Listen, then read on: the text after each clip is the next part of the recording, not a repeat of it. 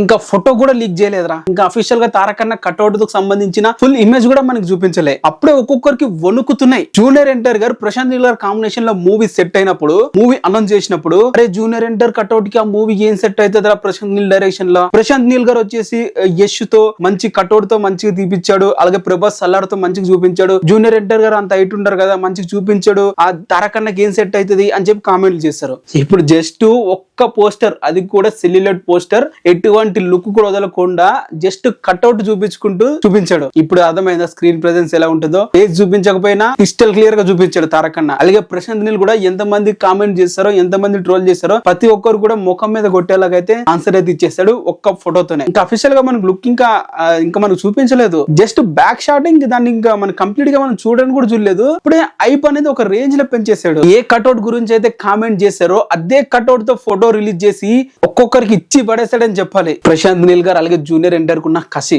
ఇంకా బీభత్సమని జస్ట్ ఒక ఫోటోగా full excite అయిపోతున్నాం. ఇంకా కంటెంట్ ఏదైనా వస్తే ఇంకా ఇండియా మొత్తం, వరల్డ్ మొత్తం షేక్ అవ్వాల్సిందే ఈసారి.